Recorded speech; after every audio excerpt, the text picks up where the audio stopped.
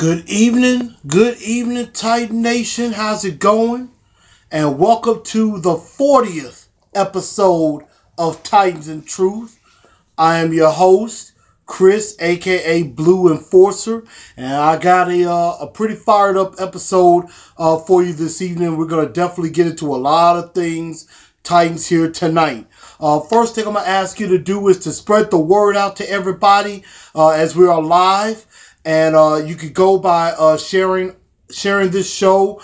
Put it out on Facebook under the Titans of Truth. You can follow the Titans of Truth fan page. And you can also follow me on Instagram at Blue Enforcer. That's lowercase BLU underscore EN number 4 CER 1914. You can also follow me on Twitter. And that's at capital TNT B and then lowercase LUEN number 4 CER TNT Blue Enforcer on Twitter. So you can follow me on those areas right there. And we're gonna go ahead and get into talking about just this very devastating loss against the Arizona Cardinals. And I got to tell you, this was an awful loss. Very much thanks to the offense for how they played in this game. And that's why we ended up losing this game 12-7. And so first, I'm going to begin with some good news. And let's talk about first with the defense. And we did not lose this game because of the defense. The defense absolutely played their butts off. And they deserve to win this game. I mean, let's speak on the good. We start with 8 sacks. I mean, that is huge. And we did that. That's the second time this year we've got 8 sacks in a game. And that's very impressive. I mean, Jarrell Casey had 2. Walden, Woodyard had 1. And even Jonathan Cyprien and David King. Now, I know a lot of y'all are like, who the heck is David King? He was the guy that John Robinson traded for late in the preseason from Kansas City for a 7th round pick. He didn't get a lot of action, but he got called upon when Daquan Jones went down. He had a big sack in this game as well. The run defense was extremely well. And, I mean, even though it looked like we gave up 136 yards rushing as a team, it really wasn't that effective. I mean, Kerwin Williams, whoever that is, only ran for 73 yards on 20 carries, which comes to about 3.65 yards a carry. And, Blaine Gabbert, and then let's go to the pass defense. Blaine Gabbert was running for his life back there. I mean, he only amassed 178 yards passing. As I mentioned earlier, got sacked 8 times and wasn't really able to get anything going. The only offense they mainly had was 4 Phil Dawson field goals. That's the only reason that they won the game. 4 field goals, and our abysmal offense could not score at all. And I'm going to get to that in just a minute because I have a lot to say about that. But Larry Fitzgerald, for the most part, was shut down. I mean, he only had 5 catches for 44 yards, but Logan Ryan was on him the majority of the game. And I give big kudos to Logan Ryan. I mean, he did an excellent job on Larry Fitzgerald. But I'm going to give respect to Larry Fitzgerald because he is actually a player that I like and I do respect. He did pass Randy Moss for 3rd all-time in receiving yards. And, I mean, he is a legit first ballot Hall of Famer, in my opinion. Larry Fitzgerald, even though you were on the other side, I give you praise and kudos, Larry Fitzgerald. One of the best receivers to do it. But anyway, let's get back to the defense. And, I mean, it was extremely proud to see what the defense is able to do. And I know a lot of you out there watching are going to say, well, I mean, the Arizona offense is horrible. They're on their third quarterback. They're on their fifth running back. One of their receivers was out. Their offensive line is trash. I get it. I understand. However, shutting down any offense is a good thing. I mean, in years past, backup quarterbacks and backup tight ends will have field days against us. That ain't happening no more. And this Titan defense has gotten better. And I'm probably going to have to mention this again. With the exception of, I'm going to mainly say the Houston game the first time, the Titan defenses actually did pretty well all year. I mean, I know against Seattle, Russell Wilson threw for over 300 yards. And they got some things going in the second half. But for the most part, the Titan defense did very well in that game. And in the Pittsburgh game, I know we're going to say it was a blowout, but that was mainly because of 4 Mariota interceptions. The defense was doing well, and they were right there at 23-17. It really should have been 23-21. But because the offense just kept turning the ball over and keep putting the defense in bad situations, the dam just broke with the defense. And in a very small way, that's what happened in this game. I mean, yeah, it only took 12 points to win. But, I mean, the defense just kept being put in terrible situations by the offense. And the defense they did absolutely everything they possibly could to hold off Arizona as much as they could. But the offense gave them nothing. They gave them absolutely nothing. I mean, I know they scored on that touchdown drive in the first half, and it was a pretty good, a very good drive. And the only reason they really got that drive was because of a shank punt, and they got it on at about the 45-yard line and was able to drive from there. And it was a pretty consistent drive. I mean, you got a pretty good dose of Henry. You got a nice pass with Decker, and I believe with Delaney Walker as well. And they ended up scoring off of that. And I don't know why they went away from some things that were working for them. And I just think that was really bad. And that's what I'm going to get to, is the ugly, unmitigated disaster that was our offense. And I mean, the offense was just god-awful, okay, on all phases, on all fronts. And I'm going to start with a guy that I have defended, but I got to admit, I got to give him some blame. And that is Marcus Mariota.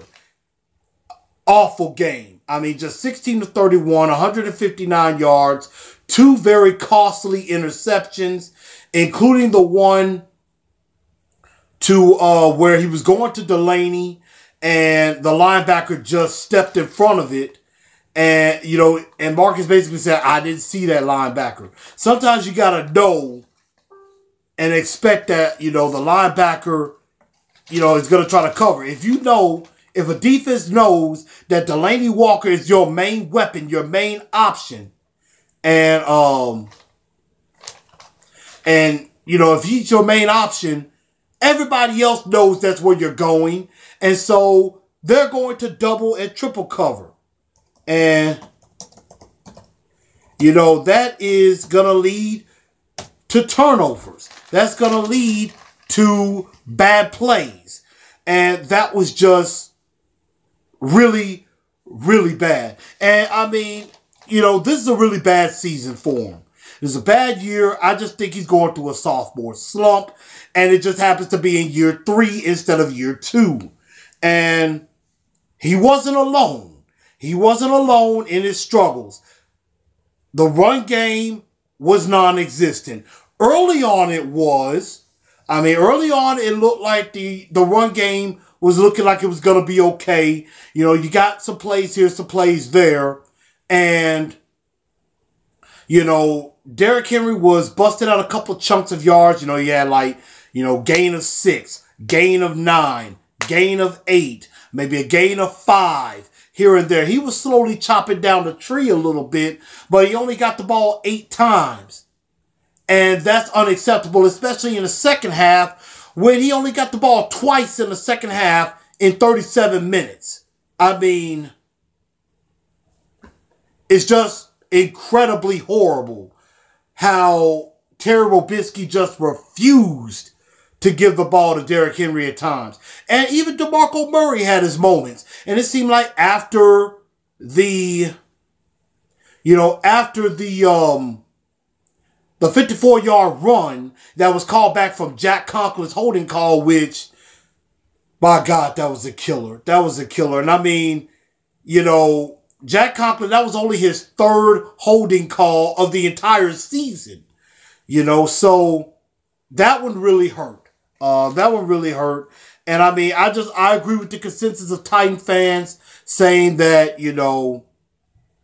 that we should have that we abandoned the run and that we shouldn't have, which is due to coaching. And I'm going to get to that. Because believe me, I got a lot to say about coaching and y'all know how I feel. And I'm going to definitely go with that.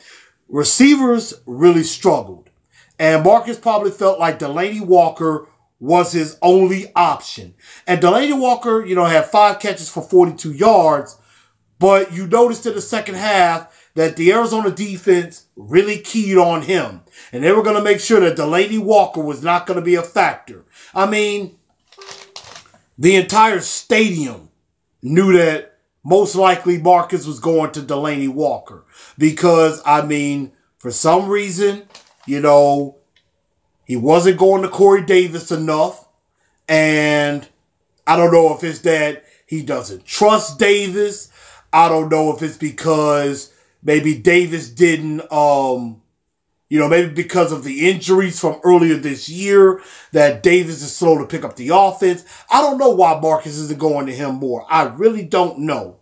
And I just think, and the thing is, Taywan Taylor really ticked me off in this game. And I mean, Taywan Taylor had a play, and I'm sorry I lost my train of thought for a second, but Taywan Taylor had a play in the first part of the game, in the first drive. It was third down. Marcus was going deep down the middle. Taywan Taylor should have caught this football. And he basically was not even thinking the ball was coming his way. And I'm thinking, my God, you're running deep down the middle. Why are you acting like you don't know the ball's not coming to you? And even if you see it at the last second, you should have adjusted your body and adjusted yourself to come back to the football. And he just overran the route. He overran the football, and we had to punt 3 and out. And that caused him to only play 6 snaps in this entire game. So I think the coaching staff has lost complete faith in Taywan Taylor. I mean, they don't think he's going to be a factor. And so what I think with that is what really needs to happen with these wide receivers is that Marcus needs to spend the entire offseason with the wide receivers and the tight ends. I mean, I don't know if he needs to rent out a spot in Hawaii and have the guys come out there for about a month or so, but they need to spend ample time together. And I mean, they need to spend so much time together that they pretty much get sick of each other. And I think what really needs to happen is that, I'm not going to give up on Corey Davis. I think a lot of people want to give up on him. I'm not one of those people. I think Corey Davis could still be something special. And I think that is attributed to he didn't do the combine. I don't think that was a determining factor, but that might have helped a bit. He did not practice at all in the OTAs because he was recovering from injury. And he missed pretty much all of training camp because of a hamstring injury. When you miss OTAs and the first part of training camp, you're already behind the 8 ball from the beginning. You're already behind. And I'm hearing Floyd Reese on Jared and the GM earlier today. And he basically said, when you've missed that much time, in OTAs and training camp, and then you're coming back in the regular season, you're basically learning a new offense every single week because you are game planning now, or lack thereof. Thanks, Robusky. And you're learning a new game plan every week, so it's like Every time you're learning something new that you didn't know before. And I think that's the problem that maybe Corey Davis is having a little bit. I mean, we all know he can run every route on the route tree. I don't think that's the issue. The physical attributes, and I think not even the intangibles is the problem. I just think he needs time. Now, and that's what I say. And that's what I say on this. Taywan Taylor needs work. Davis needs time. And I think both of that can come with Marcus Mariota. The chemistry will get there.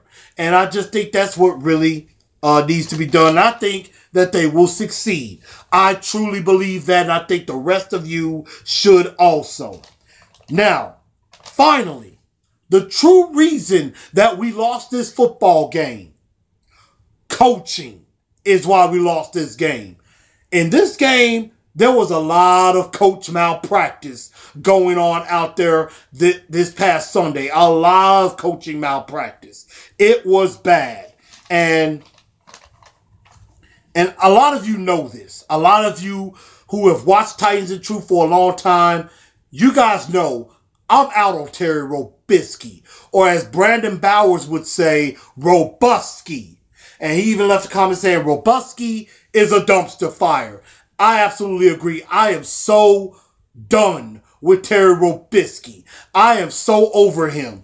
I am sick and tired of this geriatric 1940s offense. Some people say it was like modeled from the 1970s.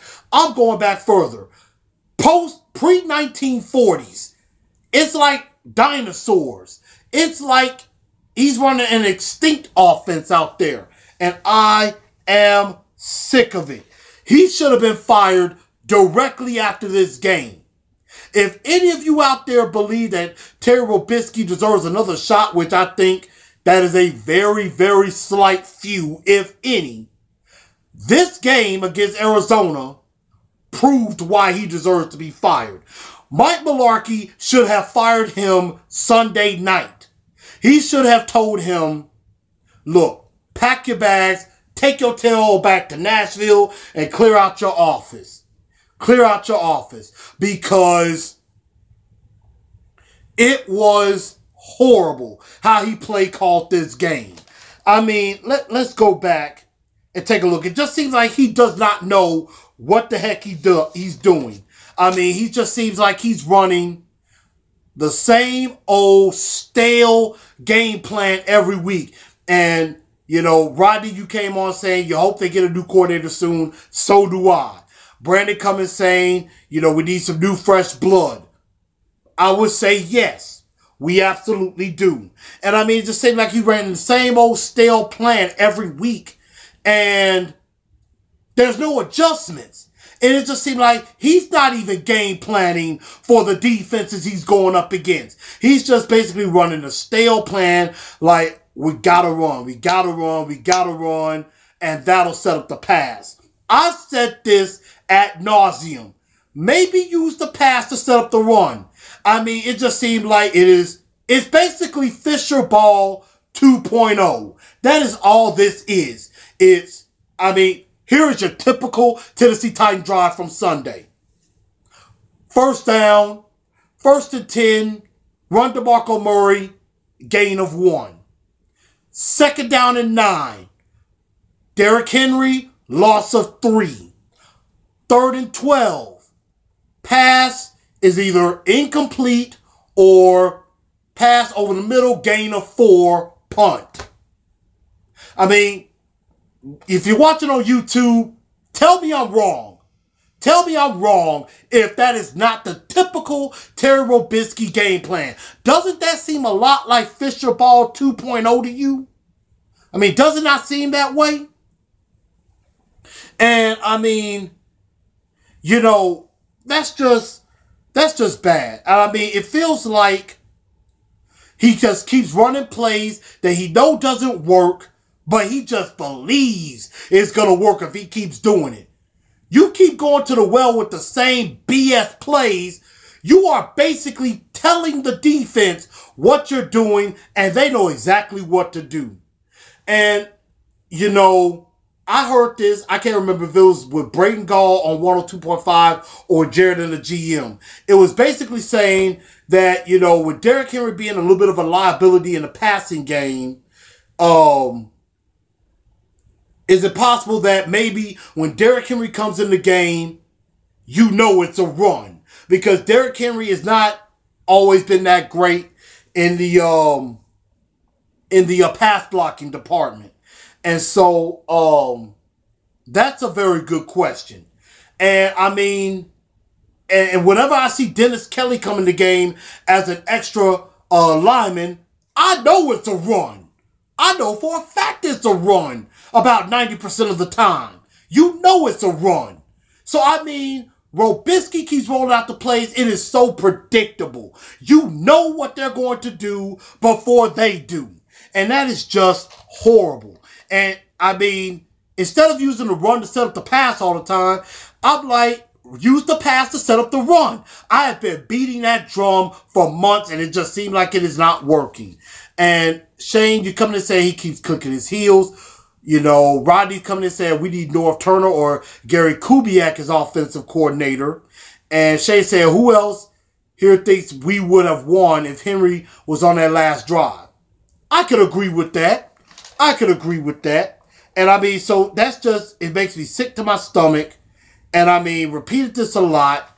And, y'all, some of you have seen my post on Facebook and also on Instagram and Twitter. And I think some others have done this, but I'm trying to start a revolution to join me. If you see that post, share it and let's put it out. Fire Robisky now. Hashtag Fire Robisky now. Or hashtag Fire Robisky. He's got to go. He's got to go. He's got to go. And I mean, that is good. And I'm going to already give you a preview of one of my Blue Enforcer 4 points to victory against the 49ers. Mike Mularkey needs to be calling the plays. Take play calling responsibility away from Terry Robisky. Mike Mularkey better realize that his neck is on the line. That, even Braden Gall said it earlier on his show earlier this morning. This is probably going to be the most important game in Mike Mularkey's tenure as head coach of the Tennessee Titans. This is a make or break game for Mike Mularkey as head coach. And I could not agree more. So I've started that. I know some of y'all have signed a petition. I didn't start it myself. I signed the petition and I made a comment and I just shared it out. So I agree. Robisky's got to go. And if Mularkey won't do it, if Mularkey at the end of the year doesn't have the nerve to pull the plug, I think John Robinson is going to come to him and say, he's going to basically do him like Rustin Webster and Tommy Smith did with Mike Munchak. They're going to come to him and say, look, we want to give you another year, but you got to make changes to your coaching staff. Mainly your offensive coordinator and Bruce Matthews, your best friend, the offensive line coach. They got to go. Mike Munchak refused to fire those guys. And so what happened? He got fired. And I think that could be the same thing that happens to Mularkey. They're going to come to him and say, look, Terry Robisky's got to go. He's killing this offense. And if Mike Mularkey says anything other than, yes, sir, you're right, I'll do it, or anything other than that, if he says, well, I think Terry Robisky, I want to give him another chance. I want to give him another year. I think this offense is getting there. If he says anything like that, John Robinson should say, thank you for your time, Mike. I have to let you go. That should be the next thing. And I really do agree with that. If Mike Mularkey will not fire Terry Robisky, then Mike Mularkey needs to go. And that's just the case in point that we're at. It's either fire Robisky or you go. That should be the ultimatum brought to Mike Mularkey. And so, and I don't want to forget this. Two things that really killed me. First was the fake punt. Now, I don't necessarily disagree with the call on the fake punt. I just thought that was a terrible time to do it. I mean, I thought it was a terrible situation to do it, excuse me. You're backed up at your own 35, 36 yard line. Why are you calling for a fake punt in that situation? You are up, your defense is playing lights out ball, and you got a great punter who can flip the field. And instead of Blaine Gabbert having to march 75, 80, 90 yards for that score, you go for the fake punt. They originally give it. They take it away because they challenge it, which I knew they would. And now you put your defense in a bad spot. All they had to do was march about 7, 8 yards. They kick a field goal, which they did. And I believe they were up 7-3 at that point. And so, Brandon coming in and saying on YouTube, Amy Adams needs to step in and do something because she is trying to get the fan base back. I agree. And I mean, right now, and that's something I'm about to talk about in just a second. So hold on to that about the fan base. And the other thing that killed me was on 4th down. On that drive was doomed to fail, and let me tell you why. He went to Delaney Walker 3 straight times, 1st, 2nd, and 3rd down. And I'm thinking to myself, Marcus, you got to use your other guys. I think a lot of it has to do with Marcus Mariota's confidence might be shaken. Maybe he doesn't believe in Taywan Taylor or Corey Davis that they can make those catches. I honestly think it's the offensive staff not believing in them. And, of course, Shane comes in saying they know the importance of this game. Mike needs to take responsibility and make sure our offense is firing on all cylinders. Brandon said he saw the potential, but also nothing will come about it except maybe a little media. And that might be true, but that'll mean some attention is put out. And I think some people have talked about it that, there's the petition out there. I mean, there is at least some attention being brought to it, which tells you how unhappy the fan base is. And, that last play on 4th down with everything on the line, no Delaney Walker on the field, no Corey Davis on the field, no Taywan Taylor on the field. And I want to say there was no Eric Decker on the field. It might have been Rashard Matthews, but I believe there was no Eric Decker on the field. It was Supernaw, Jonnu Smith in there. I don't know what the heck they were running, and they decided to throw Adoree Jackson in there. I'm like, that is the worst time to say, you know what, on 4th down with the game on the line, I'm going to throw a quick pass to my starting cornerback. And it came out that Adoree Jackson said basically, I did not know we were running that play. He said, I had never practiced that play before.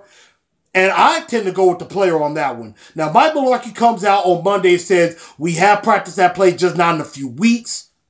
I'm like, then why are you running it with the game on the line? And I'm like, that would be different with Adoree Jackson in there. I mean, that would be different if Adoree Jackson was in there if you had sprinkled him in some earlier. But that was the one and only time Adoree Jackson was on the field. And you want to go to him instead of Davis, instead of Taylor.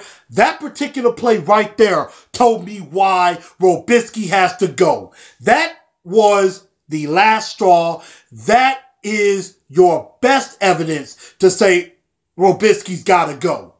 I mean, if that play doesn't tell you, what will? I'm telling you, he's got to go. And so, I know a lot of things went wrong in this game. And, Ashley Adams coming and saying that Marcus would stop throwing these interceptions, we could have won the last game. And I agree with that. But it was also play calling too. I mean, yes, Marcus threw some bad interceptions. Now, the one he threw on, with Rashard Matthews on the route, I blame that on Matthews. The second interception, I blame that on Marcus. Because Marcus tried to go to the well one too many times. And it cost him there. So I definitely agree with that. And if I'm not reading your comments fast enough on YouTube, I apologize because it's only up for like a few seconds and it goes away. But I will definitely answer them. Brandon said, look at the Vol scenario. When fans spoke out loud enough, stuff happens. We need to get our fan base behind it. And I agree. But the Vol fan base just went nuts. They went crazy. And, I mean, I think we should do a little bit of that. But let's not go completely ballistic. But yes, Robisky needs to go. And I know a lot of our fears were shown in this game, that we were scared that this type of game was going to come. And Titan Nation, I sense a lot of fear and I sense a lot of panic out there. I sense it. I see it. And I know a lot of people say, well, Chris, you said fire Robisky now. Your recap, you went off. There was panic in you too. I agree with that. At that time, there was a little bit of panic in me. I'll admit that. But, ladies and gentlemen, excuse me, the season is not over yet, y'all. It is not over. We are still in this thing. We are still in it. We got 3 games left. I think if we win at least 2 out of the 3, we're in the playoffs. And if we win all 3, we're division champs. We're still going to be division champs if we win all 3. Now, I know a lot of you are scared about that Rams game. I am too. But I think if the defense plays the way that they've been playing, Jared Goff can be shut down. I mean, that's going to be a pretty stiff test. I agree. But we could take out the Rams. It's not going to be easy. I guarantee you that. It's not going to be easy. They have a great offense. They have a very good defense. But the biggest factor, and I agree with Shane on that one, Rodney is saying Rams can't stop the run. And Shane brought out an excellent point. The game is at home. The game is here at Nissan Stadium, which gives us the advantage. We've only lost, I want to say, 1 time at home. We've lost 5 games. We lost at Miami, at Houston, at Pittsburgh, at Arizona, and the first game against Oakland. Other than that, we've been undefeated at home since week 1. So, we're on fire at home. Brandon says no panic, just pissed at the situation. Coaching staff is planned against other teams, not our coaching staff. Hear me out, coaching staff. I agree. And Tyler comes and says we're going to get knocked out first thing with these idiots running the show for getting the playoffs. I don't know about that. I just think if we get in, anything can happen. Ashley saying, Mitch Firkins, and Mitch is my guy. He got that tattoo. Mitch, don't give up on that. Show that tattoo to the world. Everybody, as it says on this shirt right here, it says it upside down, but it says tighten up. And that's what we need to do, y'all. We need to tighten up. We got to tighten up for this team. They need us, y'all. They need us now more than ever. We cannot give up now. We cannot give up. Now, I know we look like the division may be lost, but not necessarily. So we cannot give up. We've had, we've had some bad games and played that caught up with us. We just got to regroup, and this is a good time to do it. And so, this 49er game, I'm going to discuss it. It is a must-win. It is a must-win game, and I will explain why in just a bit. But now, let's go ahead and give our Two-Tone Blue Star of the Week award. And, we got some nominees. We got some very good nominees. If you see me looking down, that's why I'm going to Facebook, because I'm reading some nominees for that. Shane comes in saying defense as a whole held them every single drive to 4 field goals, and they've moved up 2 spots every week, which I agree. I believe they are 9th now defensively, 5th against the run. They're 9th or 10th defensively. Shane, you're right. 9-1 at home. 9-1 at home in the last 10. 8-1. I believe there are 7. I'm taking it back. I'm sorry. They're 6-1 at home now. So definitely, start of the week, Shane says defense. Jason, let's see. No, Brandon comes in saying defense. Jamie comes in saying defense. Jamie Driver comes in saying defense. Let's see. I'm trying to look for some more. Give me just a moment. But also, if you're watching YouTube, give me your Star of the Week nominations. I want to see them on that. I want to see some more nominations on that. Let me see. Give me just a minute. I think I had a few more. Let's see. Star of the Week defense. Mainly Jarrell Casey. I definitely like that. And so, let's see. Jacksonville defense has had some holes, and you can score on them. I agree. Rodney's saying defense. I mean, I think there is a big-time consensus on who the stars of the week are, and that's an easy one. It is going to be the Titan defense as the two-tone blue star of the week, and they have been playing well pretty much all year. They're top 10 defense now. They're top 5 against the run. The against the pass average is getting better.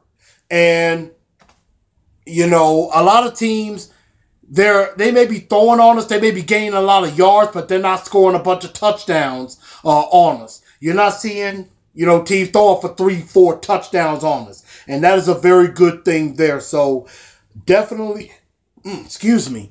And definitely,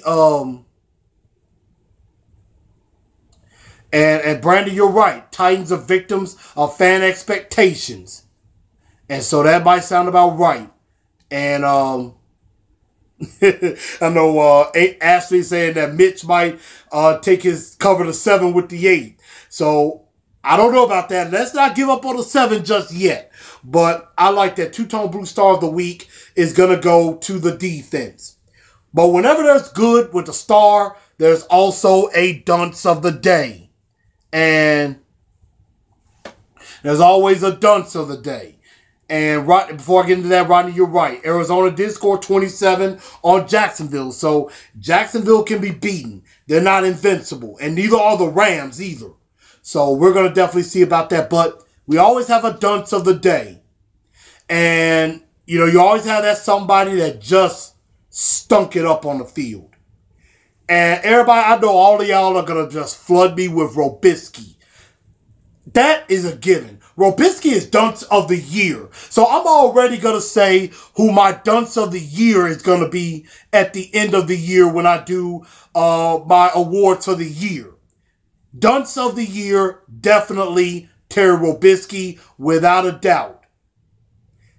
And Ashley comes in and said, I told Mitch that if he is the number one Titans fan like he needs to be, he'll keep it. Wait and see what our Titans do and keep Titan up. I agree. I definitely agree with that. But let's take a look at some Dunce nominations. Let's see. Dunce. Tyler says too many to name, which I agree. There's a lot of them that could definitely get the nod on that. And I believe I got a few from Marcus Mariota looking. Let's see. Shane says, Marcus reason well, we know. Let's see. Brandon says, Dunce, not Mariota, but O-line. Garbage this past week. He says, pick it up. You're better than this, and you know it. And so I definitely like that. Jamie says Dunce would be Mariota. As I said, the whole offense should be considered, besides Henry, who was MIA in the second half. So I definitely like that. So I agree the offense does deserve that. But I think the Dunce of the day, I regretfully hate to do this, has to go to Marcus Mariota. He did not play a very good game. He had help on that. The offensive line wasn't tremendously great. Dennis Kelly did a admirable job in replace of Taylor Lewan. And I agree, Rodney, they're not playing to his strength. That is why I say Robisky is dunce of the year. That is why I know Robisky needs to be fired, And if Malarkey does not adapt and at least try to get an offensive coordinator that maybe, will run the same system, but maybe we'll do it a little bit differently. I've heard some people talking about Dirk Cutter, possibly if he gets fired from Tampa Bay, but he may run it the exact same way that Robisky is running it. That's why I say you need to get a younger offensive coordinator, somebody that knows how to work with a quarterback. You play to the quarterback's strengths. You play to the strength of your team. You play to the strength of your players, not your players playing to your scheme. And we've been saying that since Ken Wisenhunt days. So, yes, Marcus Mariota, dunce of the day, but he had a lot of help with that. So, Marcus even came out and said, he was pissed off, which he should have been, and that he is hurting the team. And he has. But it's not completely his fault. I mean, the interception, yes, but it is not completely his fault. Robisky, here's the thing about it. And this is a comment I put down. When one or two players are struggling, like if Marcus was struggling, and the offensive line was protecting him great, and the run game was there, and Marcus was just off with his receivers, okay, I would say playing is just Marcus. But if your quarterback is struggling, if your offensive line is struggling, if your run game is not there, and your receivers are not running the right routes, I think it's a little bit more than just the players. That has to be a coaching problem. And that's not only a Mike Malarkey problem, it's a Robisky problem. Because if every part of your offense is screwing up, it's a whole lot more than just execution. That is stuff that's happening on Monday, Tuesday, Wednesday, Thursday, Friday. It's not just what's happening on Sunday. And so that's why, again, we need a new offensive coordinator, and we may need a new quarterback coach. I agree. So I think you're absolutely right on that. So I think it's coaching. And that's really all I got to say about that. And so now we're going to quickly get ready to go into Pick My Brain, and we're going to get through the show. And I apologize for the show being so long-winded, but I appreciate everybody sticking with me on this, and I'm able to bring it to you. But I got to give a shout-out to a couple sponsors of Titans and Truth. First off, a great friend of the show, Miss Allison Conley and Rose Jewels Boutique. If you haven't checked out Rose Jewel Boutique on Facebook or Instagram, please check it out. Ladies, Ashley, if you're out there, Ashley Adams, Miss Loretta, Miss Rochelle, if Miss G, whenever y'all watching the show, check her out. If y'all want to get some very nice jewelry to look good, something different, something that nobody else is doing, something that you don't see in jewelry stores, take a look at that, because she can make it specifically to your taste. Fellas, if you're looking for something nice for the ladies, it is holiday season. It is Christmas time. You want to get your lady something real nice? Check out Rose Jewel Boutique. And you could be a hero, and you ain't going to have to sleep on the couch or be in a doghouse. So check out Rose Jewel Boutique on Facebook. Check her out on Instagram as well, under Rose Jewel Boutique. And Ashley, give me just a moment. Once I get done, I will send you, I will show you the page and everything, and I will give you some information on that. So I promise I'll do that after the show. Also, Craftgasmic Creations. That is my cousin, LaCrystal Cleveland, her business. Some of you have seen me wear my Titans and Truth t-shirt, which got my information on the back. I think a couple of people have asked about getting the shirt. Hit her up at Craftgasmic Creations. Hit her up on Facebook. You can hit her up in the inbox. You can hit her up in her DM under Craftgasmic Creations on Instagram. If you want that exact same shirt that I have, hit her up. She can make it for you, and she can give it to you at a good price. So tell her that Chris of Titans and Truth sent you, and she'll do it for you. So she can do shirts for any occasion, whether it is a wedding, it's a birthday, your kids are doing karate, if your kids are doing football, or if your kids are doing something special, like cheerleading or anything like that, she can make it for you. So definitely check her out. So those are a couple of sponsors and friends of the show. Definitely appreciate that. Again, make sure you subscribe this out, share this out, spread the word. I want to get up to 200 subscribers by the end of this game.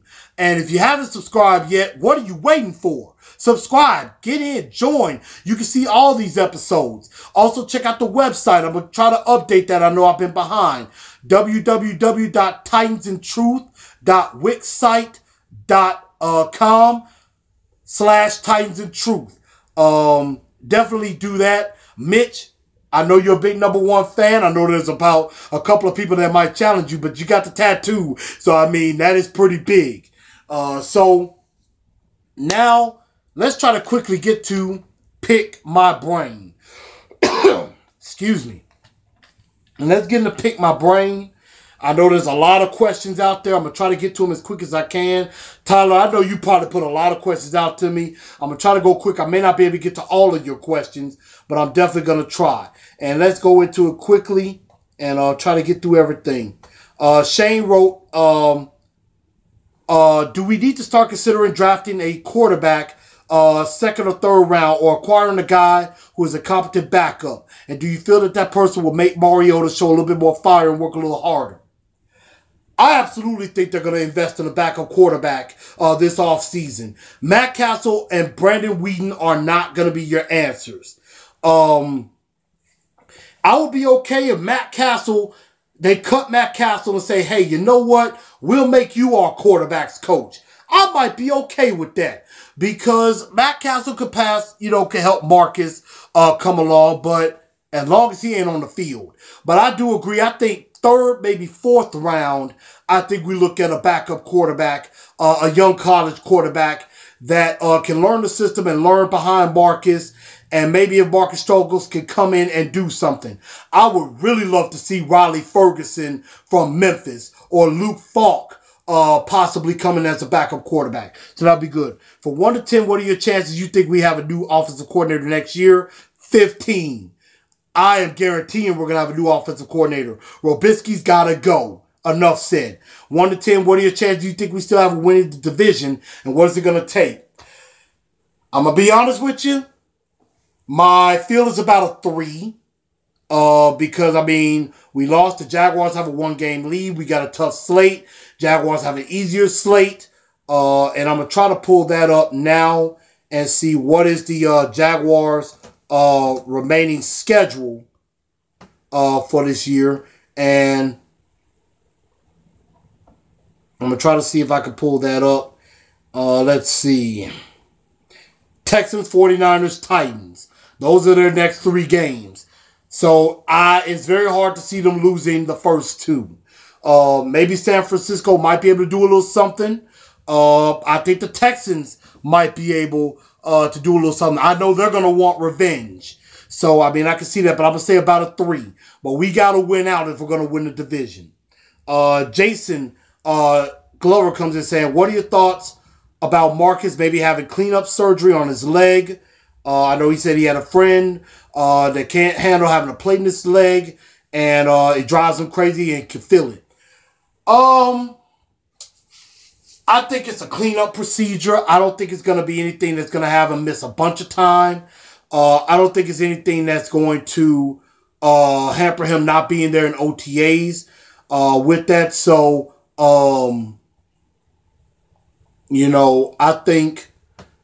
I don't think it's going to be crazy that he has to have it. I think, he's had the hamstring issue. He's had, now the ankle. And, just working on the fibula on that leg. I think it's just going to be some precautions just to clean that up, just to make sure he'll be healthy for off-season training. Let me see. Let me go back. And let's see. Brandon, of course, comes in saying, we are all pissed off about this past week's game, but we hold our own destiny. So with that being said, do we win the division, wild card, or out of the playoff with the last 3 games left? on that. Now, again, we got to win all three if we're going to win the division. I think 2 out of the 3, I think we make the playoffs as a wild card, but we've got to hope that Miami stumbles, and we got to hope that maybe even San Diego, either one of San Diego or Kansas City or Oakland continues to slip. And right now, the Chargers are a hot team. The Chargers are a team that if they get in the playoffs, they're not going to be really a team that's going to want to play them. They're getting as hot as anybody right now, and I wouldn't want to face the Chargers. So I'm hoping they don't get in. Baltimore, with their last 3 games against the Colts, the Bengals, and the Browns, it looks like they're going to get in. So there's really only one spot left, and it's going to be our spot. But we do own the tiebreaker over Baltimore, so we stay ahead of them. We'll be the 5th seed. Miz say he doesn't want to stumble. He wants to win the division. I agree. I want us to win the division too. And I mean, this is a golden opportunity. It's been gift wrapped for us. And I got one more thought about that too. And so, let's see. Jamie comes in saying, how can any quarterback have a chance if you have 7-man protection against 4-man front? There's a 4-man front with 2 receiver routes with Delaney Walker in the middle. All the defense has to do is man on the outside, double Walker, and pretty much leaves 3 men to spy on the quarterback, resulting in, you might as well say it, all routes double covered. Either you make the perfect throw or take a sack or throw it away. I don't think there would be many quarterbacks that could survive in the offense. We run 95% of the time. The other 5% we run the ball and use play action, which worked on the drive, we scored on. And I agree with that. I mean, I think, like I said, you got to spread it out. Just because you spread out and have 3-4 receiver sets, that doesn't mean you can't run the ball out of it. I mean, that just means you spread out the defense to where they have to account for those receivers. And again, just simplify it a little bit. You know, have it where you run some quick plays and things like that. Again, I say you got to set the pass. You use the pass to set up the run. If you do that, you might be able to come back and run the ball. You spread out the defense. You take 7, 8, 9 guys out of the box, away from the box, and you can run it some. So I definitely agree. I mean, in this offense, the way Robisky is running it, he's going to run Marcus Mariota into the ground. And I hate seeing that. It saddens me. It really saddens me. And, you know, he's saying you're going to stick with Mariota. I agree. And let me see. Got a few more. I know Tyler's coming in with his 10 questions. And again, I'm going to try to go through these as quick as I can. Let's see. Okay, here we go. Tyler, I'm going to try my best to answer all 10 of your questions. You give a lot, so I give it to you. Said Mariota playing like crap because he's hurt and he's soft, or is Mariota put in bad situations because of malarkey and his play calling, or is it both, or the offensive line is struggling? Combination of everything. Play calling sucks. Offensive line not playing as well. I don't think he's soft by any means, but I think he is hurt and he's trying to play through it. Let's see. Number 2, Mariota worked a big contract. Just to say he's in a slump or we move on. Mariota's going to want big money. Is he worth it? You have to pick up the 5th-year option. That much I think is a no-brainer. I mean, who else is out there? Unless we have a backup quarterback, he gets hurt, and that backup quarterback comes in and goes lights out. I mean, I think we have to re-sign him. But that is a wait and see. But I think they're definitely going to pick up the 5th-year option. Number 3, let's see, on the quarterback coach. But should he be gone as well? I don't know. I mean, I think Jason Michaels should get at least a shot at the play calling duties. I mean, I don't think he's a terrible quarterback coach, but I know he used to coach tight ends. So I'm not sure exactly what his experience will be with the quarterbacks as far as being gone. But, I mean, with Marcus Mariota not looking too good, I can understand that point. As saying, I think Do you think Mariota will play in Sunday's game? Yes, he is expected to play. So is Taylor Lewan. They are both expected to play. Let's see. And, people talking nonsense about bringing in Peyton Manning to fill that role. He'll want big money. Mario says himself the mechanics of his throwing process are all messed up. And I agree. I think that's why, again, that was off season. While he could have been working on his mechanics, he didn't get a chance to do that because he's trying to get his leg back together and walk again. So I think that's the main point. Peyton Manning is not going to be no offensive coordinator. We can stop that right now.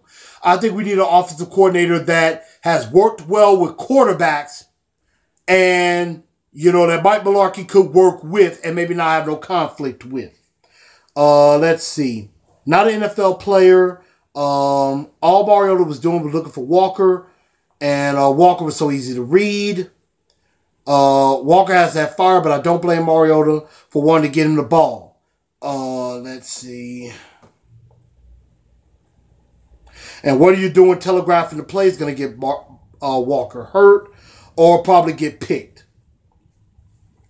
Mularkey doesn't seem to realize that does it do better when he has more than two receivers downfield.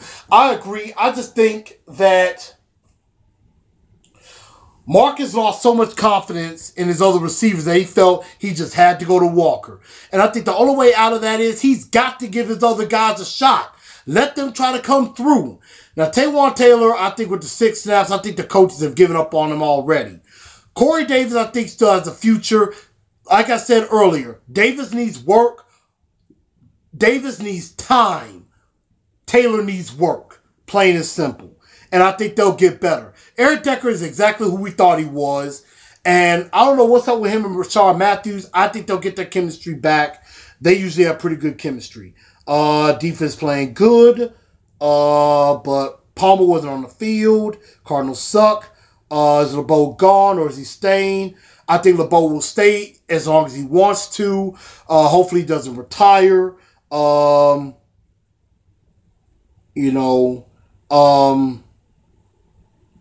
think he should stay as long as he wants, but he should have an heir apparent ready to take his place. Murray's not the guy anymore. Let's see, keep going east-west. Henry's the guy. Should a trade be in John Robinson's mind? No. I don't think a trade should be in his mind, but I do think in the draft a speedy back is necessary. I think they'll definitely look at that in the later rounds. If Mularkey's gone, everyone is talking about the guy in New England, Josh McDaniels. Is he the favorite, you think, or someone else? Is that the way to go? We need to change to a balanced football team, not just run first, second pass, third punt. Not run first, run second pass, third, punt fourth. Josh McDaniels might be a good coaching candidate. I wish I would have said Hugh Jackson. I think he would do better with quarterbacks. I don't know. I think Josh McDaniels could be a good pick. He does have some ties with John Robinson. That does make it important. I would have to see who's out there. As far as coaches, who gets fired, who could possibly be an offensive coordinator. I did read some article a long time ago that Gary Kubiak would consider coming back as an offensive coordinator. And I wouldn't mind that. I think Gary Kubiak is a pretty decent offensive mind. We have to see if that is a possibility with that. So we'll have to definitely take a look. And I think we do need to play more balanced. Think the Jags will lose any other games. Like I said earlier, I don't know. I hope we stumble on one of the two with either the Texans or the 49ers before they play us and let that game mean something. Do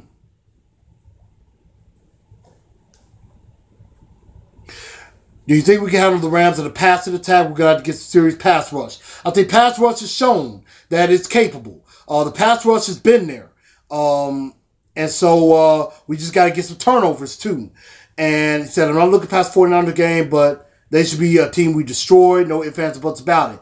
Can't look past 49ers. Jimmy G is really playing well. They've won 3 of the last 4. It's not going to be a cakewalk by any means. Let's see. Shane says, love LeBeau, number 1 defensive coordinator for many years. Point us in the right direction. Hope he stays 2-3 more years. I agree with that. 9. let's say we win the 49ers game, lose to the Rams. Do you think heads will roll or just going to live to the finish line? I think heads will begin to roll if that happens because the division will certainly be lost then. And we'll be just trying to fight to get into the playoffs. But, I mean, we will be 9-6. We would be 9-6 at this point, but the Jags, we got to just stay at least a game behind the Jags. We can't fall 2 games behind. And, last, want to get into the conversation of the draft, even though I would really say save that for at the end of the year. I would say 3rd or 4th round, we use a pick on a quarterback. Top needs. Right now, I can't really tell you who I'm drooling over right now as far as the draft. I would say top 3 needs, pass rusher or a guy that can play 3-4 defensive end, a legit nose tackle, and also I think we need either another corner or a strong safety because I'm just not sold on Cyprian yet, and also a guard as well. So I'm thinking that's definitely what we'll take a look at. Definitely, Tyler, I'll talk about guys who I might be looking at as far as the draft after the season is over. So it looks like that is all my questions for Pick My Brain. I thank everybody for participating. Any other questions that maybe come up on YouTube, I'll answer them off the air. Ashley, I'm going to get to my prediction on the score on that, so we'll definitely do that. But last but not least, I'm going to quickly give a preview of the 49ers. I was just looking at some of the game against the Texans, and definitely one thing, they got Jimmy Garoppolo coming in. They've won 3 of their last 4. This is not going to be an easy game to win, but there is some ways to beat this particular team, and there are ways to do this. And right now I'm looking at first with the Titan defense against the San Francisco offense. Here are my Blue Enforcer 4 points to victory. First off, stop Carlos Hyde. We got to shut him down first. We're number 5 against the run. We are number 5, against the run. We do run the ball. They run the ball, at about 22nd on running the ball. So we got to stop Carlos Hyde. Take him down first, and then put the game in Jimmy Garoppolo's hands. Now, once it is in Jimmy Garoppolo's hands, we cannot allow him to take over the game. We cannot allow him to take over the game. We cannot allow him to just go up and do whatever he wants. We got to get a pass rush on him. Their offensive line is not really very good. And they're not really that great of an offense. But with Jimmy Garoppolo, he does give a little bit. And so one thing that we got to do is shut down Marquise Goodwin, who has really become a pretty good receiver for them. I think Adoree Jackson will be the perfect matchup. He's a very fast receiver, world-class speed. So I think Adoree Jackson should be on him. And the way I'm looking at it with San Francisco, Jimmy Garoppolo is throwing some passes that could be picked off. So it could be a Kevin Byard pick-off day. And I think Adoree Jackson could get his first interception of his career. So I do think that is a possibility. And, of course, point number 3, and this is for Titan offense against the San Francisco defense, come out angry. You were humiliated, embarrassed, and, they were humiliated, embarrassed. So I think they need to feast on this 25th ranked offense. They are 25th against the run. They're 25th against the run. They're 20th against the pass. Run the ball. Run the ball on them as much as possible. And, I've heard a reporter say this earlier, is that I believe he works for for a paper in San Jose. DeForest Buckner and all them up front, they're not getting a lot of push. So you can move them off the ball. Our offensive line is better than Houston's. So I think we should definitely be able to have some success, run the football, And then you can use the play action. Marcus can attack the secondary. They don't really have a great secondary. They're one of the worst defenses in the league. We should be able to feast on this defense. And then last but not least, Mike Mularkey needs to take over the play calling. Robisky does not need to be calling this game at all. I mean, take away the play calling and let Mike Mularkey call the plays. That is going to be the thing that I think should happen. I know it probably won't, but give up the play calling of Terry Robisky. That is going to be the most important part. But those are my 4 keys, my 4 points to victory. I think that's the way we could beat San Francisco and get Corey Davis involved. Let Corey Davis loose on this defense. Let him loose and let's just go to work on him. And to answer Ashley's question, my prediction. Now, back earlier in the season, I said about 34-10 in favor of the Titans. I'm going to go as far as to say 21-10. I think should be the final score. I think 21-10 should be the final score. I think the Titans get this win. They'll get to 9-5 on the year. And I mean, remember, 11-5 is still possible, y'all. We went out, win the last 3 games, we win the division. The Rams aren't exactly unbeatable. They're very good, but they're not unbeatable. We can still beat them. And so that's my prediction. 21-10, Titans get the win and go to 9-5. And to quickly wrap up the show, because I know I've went over an hour, I thank you guys for sticking with me here on Titans and Truth. Thank y'all so much for sticking with me. And we are going to tighten up. And my last question, my bombshell question of the day was, like I said earlier, there's a lot of fear, there's a lot of panic within Titan Nation right now. What is your panic level? What is your panic level right now? As far as, is it, between 1 to 10? Is it 1, no need to panic at all? Or 10, red alert, abandoned ship, it's over, we're dead? And another question. What do you think will happen if we do, if just in case it happens, and I see Rodney says his is at an 8, what would happen if we did happen to lose out? Now, I want y'all to know this. I do not want us to lose out. I'm just saying, if we did,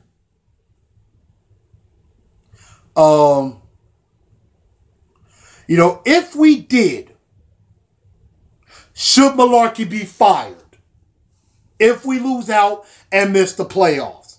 What do y'all think about that? Tyler says my panic has been consistent, probably a 9. Even when we win, it's still there because, like I said earlier, too many issues coaching and not executing. He says Mularkey's not a winning coach. He had his chance to help, just doesn't deliver. Offense won't get better under him or Robisky. They're a package deal, Titans organization. He hopes that Amy Adams and John Robinson are not happy enough that they do let Mularkey go. And I guess if we get into the playoffs, they may let him stay.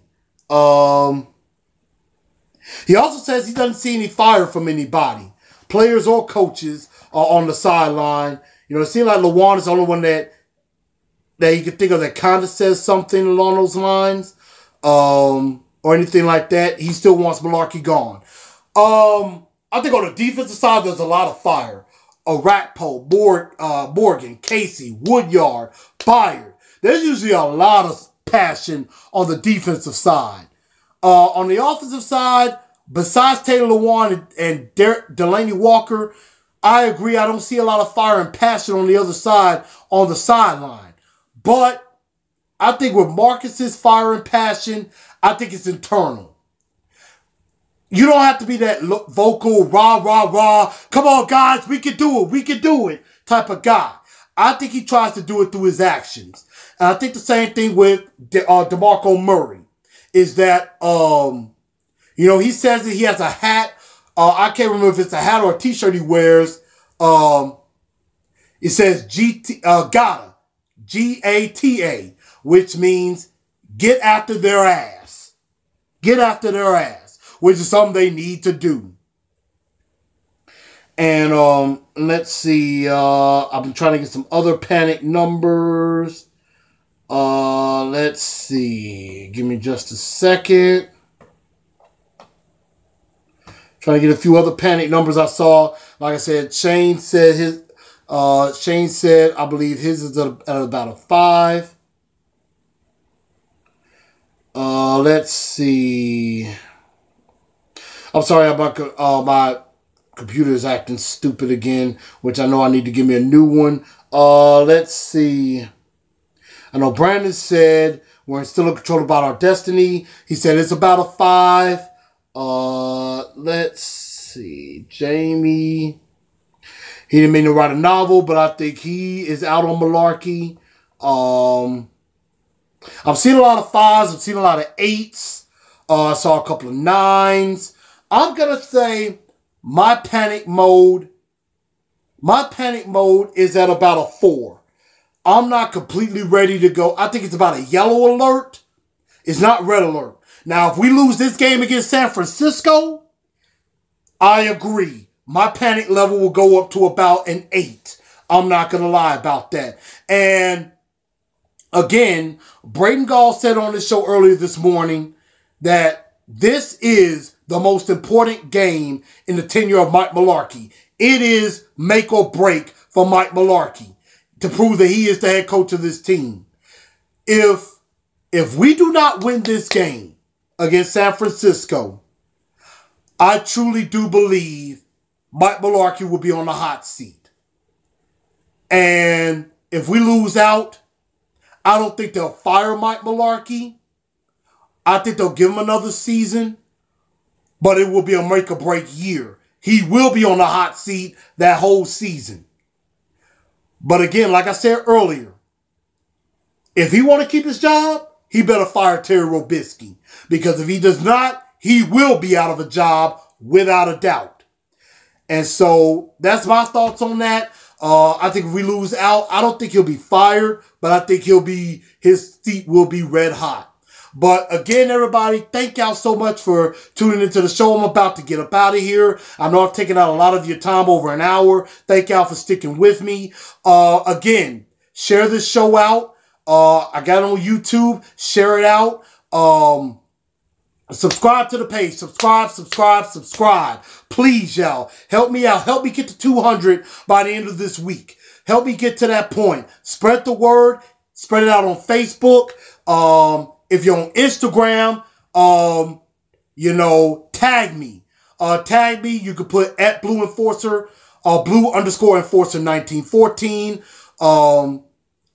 Twitter, retweet it, send it out. I'm gonna try to share it on Facebook and Twitter, and I'm gonna try to see if I can put a little snippet on Instagram. So y'all share that too, and lead people to the YouTube page. This is where it's gonna be. It's gonna be also on the website. Check out the website as well.